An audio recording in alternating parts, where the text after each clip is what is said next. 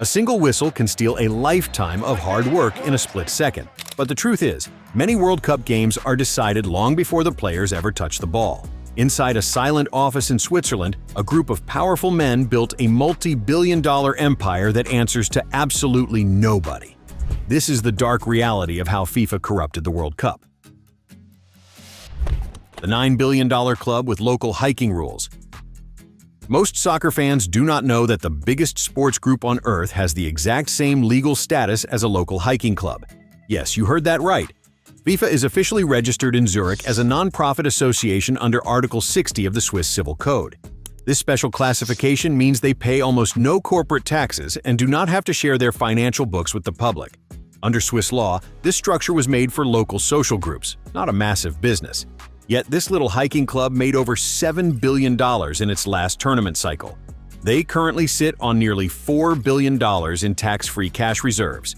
The president, Gianni Infantino, earns about $6 million every single year, proving that executive wealth is the real priority behind the charitable image. The secret to keeping this massive tax-free cash machine running is a brilliant voting system that acts like a private kingdom. There are 211 member countries. In this system, Montserrat, with only 4,000 people, gets the exact same vote as Brazil. It makes no sense, but it is highly effective. About 70% of these members run on tiny budgets under $2 million. Up to half of their cash comes directly from FIFA through the Forward program. This program distributes up to $8 million over 4 years to each member, representing a 7-fold increase. The local soccer bosses who vote on the president are completely dependent on him for their cash. That is why Gianni Infantino was re-elected completely unopposed in 2023. He had no challenger, not one. He is expected to stay in power until 2031. This absolute power allows FIFA to walk into any host nation and treat their government like low-level employees. The host country trap and the spy in the adult diaper. If a country wants to host this profitable tournament, they must sign the most unfair contract in sports history. FIFA demands that the host nation build the stadiums, pay for all security, and arrange all the roads and trains. Then, FIFA takes all the television money, all the ticket sales, and all the sponsorship cash and walks away without paying a single dollar in taxes. Their contract forces the host nation to grant a 10-year tax exemption for FIFA and all of its corporate partners. All legal arguments must be settled under Swiss law in Zurich, even if the matches are played in New York. If national laws get in the way of FIFA making money, FIFA simply demands that the host country change its national laws. Brazil found out exactly what happens when a country tries to prioritize public safety over a Swiss nonprofit's bank account. To stop fan violence, Brazil banned alcohol inside stadiums in 2003. People had died, so the law was serious. But Budweiser was a major FIFA sponsor, paying hundreds of millions of dollars. FIFA Secretary General Jerome Valcke openly declared that beer sales were non-negotiable. Under pressure, Brazil's Congress passed the Budweiser law to lift its own safety ban. Other hosts faced similar demands, with South Africa creating tax-free bubbles in 2010 and Qatar granting total tax exemptions in 2022. This untouchable empire seemed impossible to stop until the federal government in America used a massive bearded man on a mobility scooter to blow this shady system apart. His name was Chuck Blazer, and he was an American soccer boss who paid zero income taxes for a decade while making millions. He owned 2 luxury apartments in Trump Tower. One was for himself, and the other was solely for his pet cats, costing $6,000 a month. In 2011, federal agents stopped Blazer on a Manhattan sidewalk. They forced him to cooperate to avoid immediate arrest. He agreed to wear a wire, carrying a hidden FBI microphone inside a keychain at the 2012 London Olympics.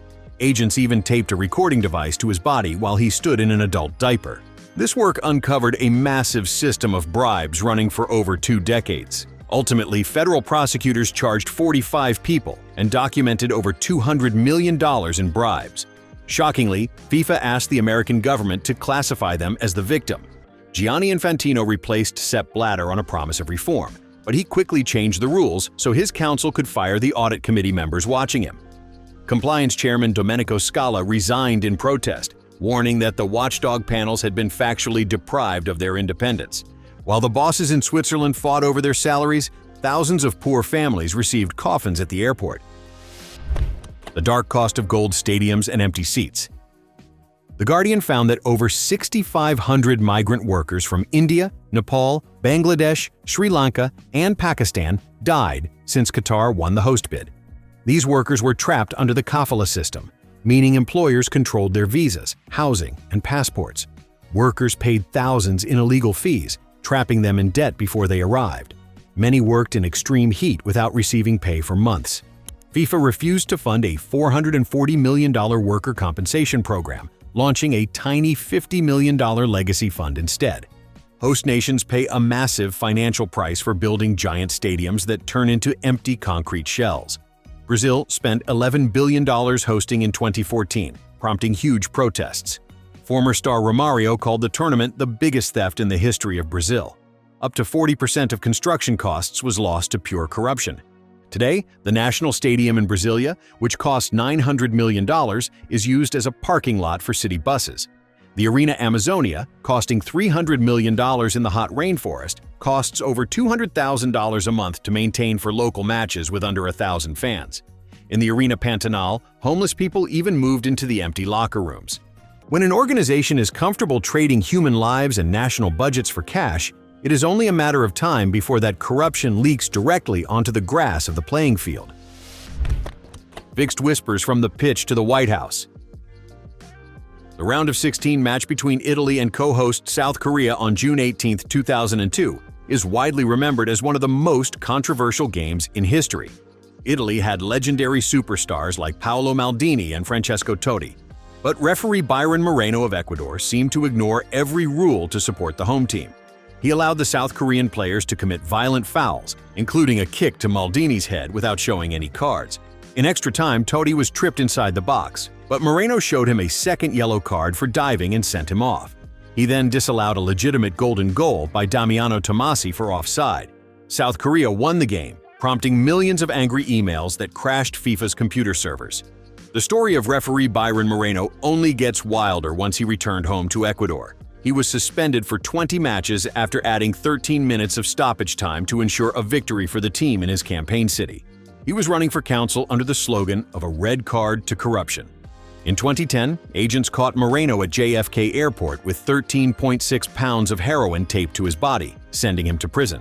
South Korea benefited again in the next round when referee Gamal Al-Gandour disallowed 2 legal Spanish goals. This led to allegations that corrupt FIFA Vice President Jack Warner had handpicked the referees. This exact pattern of suspicious officiating and favoritism towards big stars returned with a vengeance during the 2026 World Cup.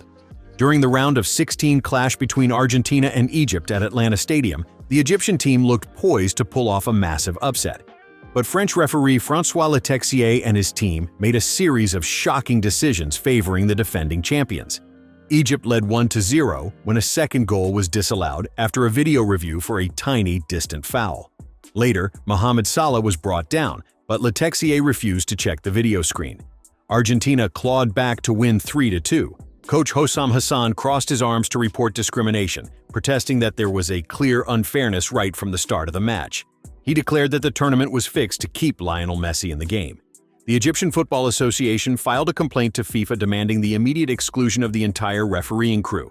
The intervention of political leaders on behalf of major stars shows how deep the corruption goes. American striker Folarin Balogun received a red card that carried an automatic one-match ban under FIFA rules. But Donald Trump personally called Gianni Infantino to complain, calling the card horrible. Hours later, FIFA made an unprecedented ruling to suspend Balogun's ban on probation, letting him play against Belgium. UEFA was absolutely furious, calling the decision unjustifiable and warning that it destroyed the credibility of the competition.